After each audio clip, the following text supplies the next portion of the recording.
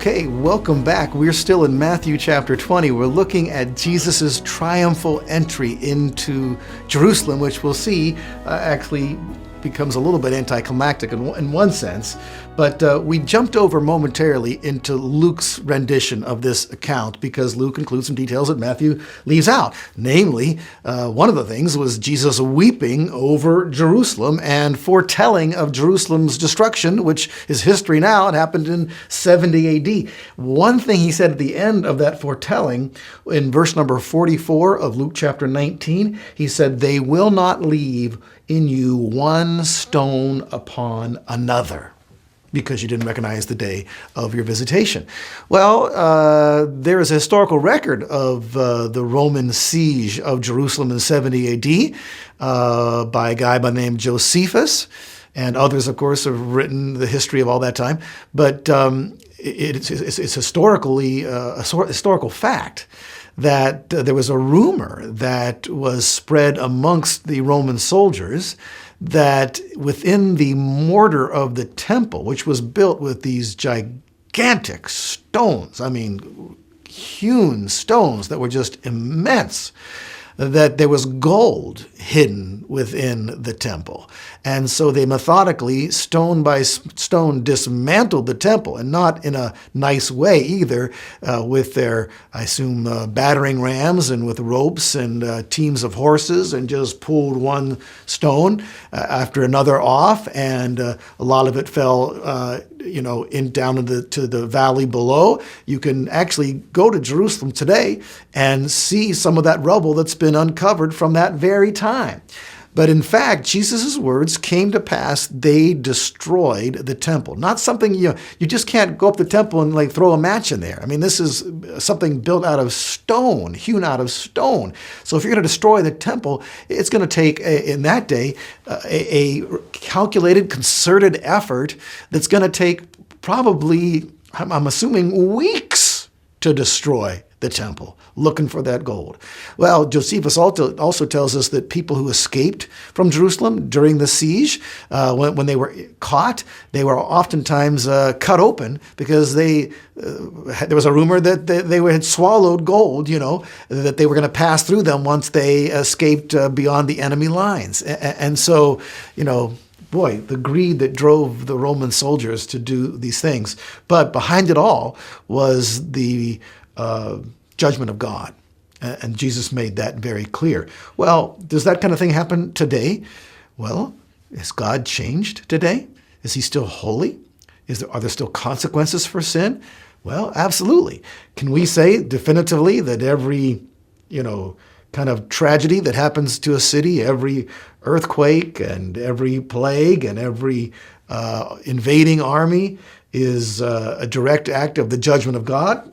I really can't say, but we know in all those cases, at bare minimum, God allowed them, and God is a holy God. And so I think many times we're missing these signs that God's sending to us from heaven.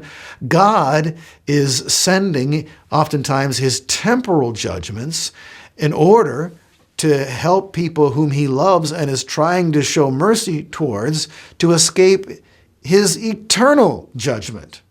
Because that would be an act of mercy on his part, to try to show people, I'm a holy God. There's a consequence for sin, and I'm going to judge all sin one day. Okay? So that's another subject in itself. But nevertheless, there's no doubt that Jerusalem suffered the wrath of God in the form of a Roman army. Wow. All right, now back to Matthew and chapter 21. So Jesus had given his disciples instructions to get this colt. And so verse number 6, the disciples went and did just as Jesus had instructed them, and brought the donkey and the colt and laid their coats on them, and he sat on the coats. Most of the crowd spread their coats on the road, and others were cutting branches from the trees and spreading them in the road. The crowds going ahead of him and those who followed were shouting, "Hosanna to the Son of David. Blessed is he who comes in the name of the Lord.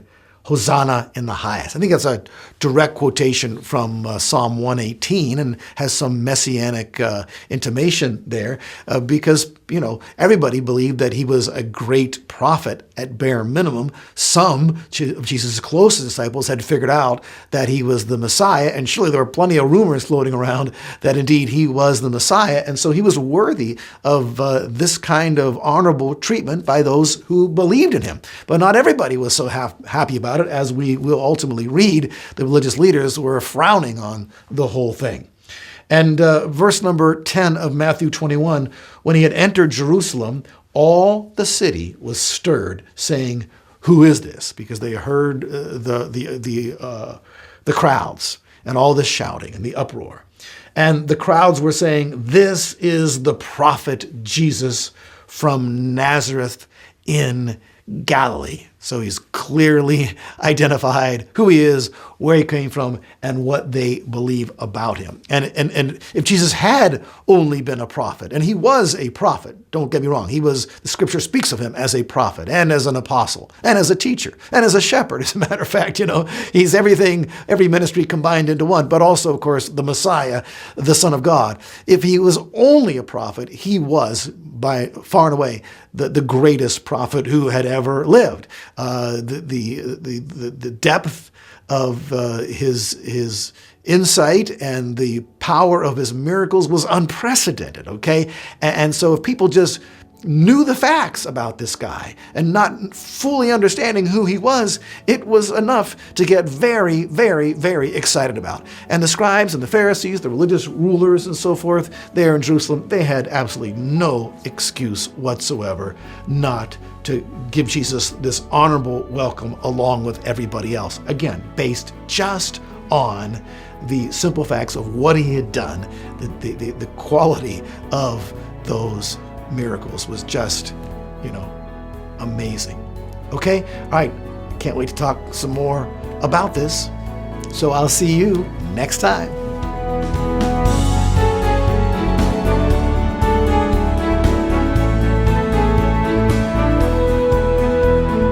HeavenWord 7 is made possible by the financial support of viewers like you.